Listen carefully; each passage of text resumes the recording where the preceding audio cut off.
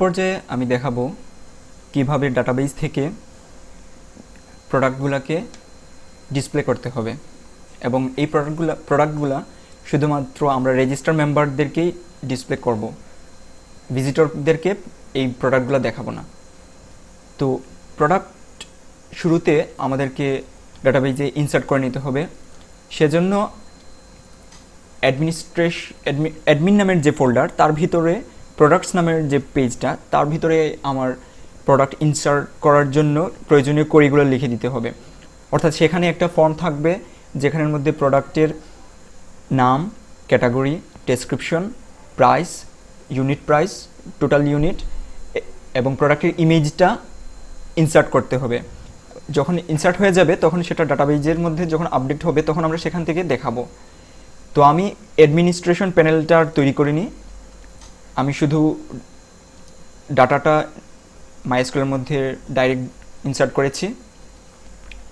আমি 3টা data insert করেছি, যেটা হচ্ছে প্রোডাক্ট 1 হচ্ছে মাই পিসি, ডিজিটাল ক্যামেরা এবং একটা পিডিএফ, এবং প্রতিটা ক্যাটাগরি 1 অর্থাৎ হার্ডওয়্যার ক্যাটাগরিতে আমি ইনসার্ট করেছি।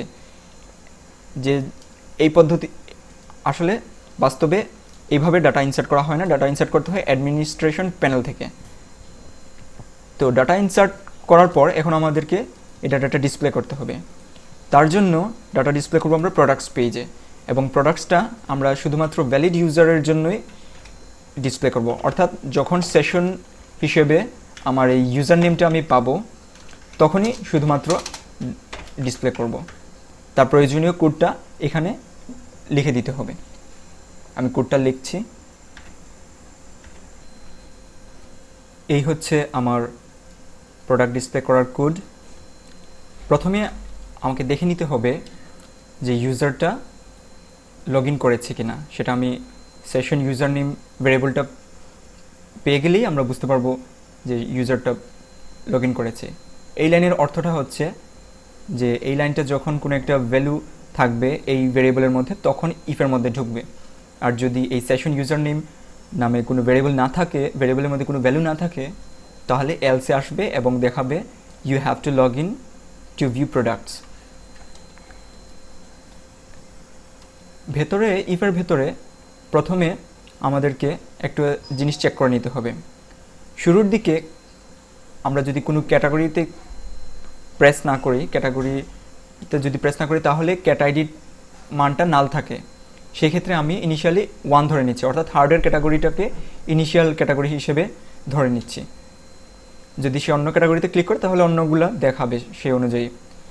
তো এক্ষেত্রে আমাদেরকে একটা কোয়েরি করতে হবে ক্যাটাগরি আইডির উপর ভিত্তি করে, মানে সিলেক্ট করতে হবে প্রোডাক্টকে যেখানে ক্যাটাগরি আইডি হবে। আমি ইউআরএল থেকে যে ক্যাট আইডিটা পাবো সেটার উপর ভিত্তি করে আমার সিলেকশনটা হবে। আমরা কোয়েরি পাঠিয়ে দিলাম রেজাল্টের মাধ্যমে।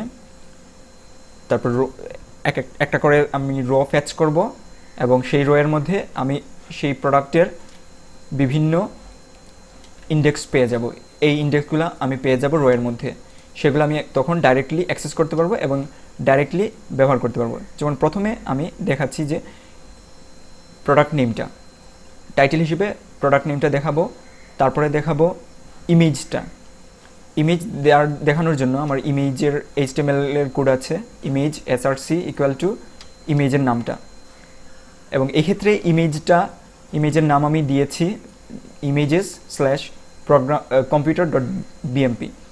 তো এই ফাইলটা আমার ইমেজেসের মধ্যে রেখে দিতে হবে। computer.bmp, camera.bmp এবং pda.bmp, এই 3টা বিএমপি ফাইল আমি রেখে দিয়েছি ইমেজ ফোল্ডারের মধ্যে। সেখান থেকে সে এই ডাটাগুলোকে আমার এই কমান্ডের মাধ্যমে দেখাবে, এই HTML কোডের মাধ্যমে। তারপরে আমি দেখাচ্ছি যে ডেসক্রিপশনটা, এই প্রোডাক্টের ডেসক্রিপশনটা আমি এই লাইনের মাধ্যমে দেখাচ্ছি, রো ডেসক্রিপশন। তারপরে দেখাবো প্রোডাক্টের ইউনিট প্রাইসটা, এই প্রোডাক্টের প্রাইসটা দেখাবো।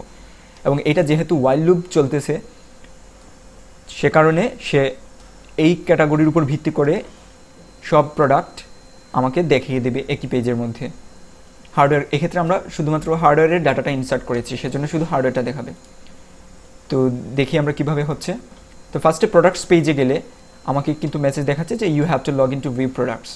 তো আমাকে লগ ইন করে নিতে হবে। প্রথমে আমি অ্যাডমিন পাসওয়ার্ড দিয়ে লগ ইন করছি। ওয়েলকাম আসলো। তারপর আমরা এখন প্রোডাক্টস পেজে যাব। প্রোডাক্টস পেজে এখন দেখা যাচ্ছে যে আমার এই প্রোডাক্টসটা দেখে দিচ্ছে। ইনিশিয়ালি আমি ইউআরএলের মধ্যে কোনো ক্যাট আইডি পাইনি, সেই কারণে সে এখানে নাল পাচ্ছে ক্যাট আইডিটা এবং এটাকে 1 ধরে নিচ্ছে, এবং 1 ধরে সে শুধুমাত্র হার্ডওয়্যার ক্যাটাগরির প্রোডাক্টগুলো দেখাচ্ছে। কিন্তু আমি যদি অন্য ক্যাটাগরিগুলো দেখতে চাই তাহলে আমার এখানে লিঙ্কগুলোতে ক্লিক করতে হবে। লিঙ্কগুলোতে ক্লিক করলে ক্যাট আইডিটা আমি তখন পেয়ে যাব। যেমন সফটওয়্যার ক্ষেত্রে যদি ক্লিক করি, এখন সফটওয়্যার কোনো ডাটা নেই, এই জন্য এটা ব্ল্যাঙ্ক দেখাচ্ছে। তারপর আদার্স ক্যাটাগরিতে ক্লিক করলে আদার্সেও ডাটা নাই, এই জন্য ডাটা দেখাচ্ছে না। হার্ডওয়্যারে ক্লিক করলে তখন হার্ডওয়্যারটা দেখাচ্ছে। এইভাবে আমরা বিভিন্ন অপশন রাখতে পারি একটা ওয়েবসাইটে, যেটার মধ্যে মেম্বাররা শুধু একটা স্পেসিফিক কাজ করতে পারবে আর ভিজিটররা শুধুমাত্র ভিজিট করতে পারবে, কিন্তু কোনো প্রোডাক্ট কিনতে পারবে না বা কোনো প্রোডাক্ট দেখতে পারবে না। এই ধরনের ব্যাপার আমরা রাখতে পারি।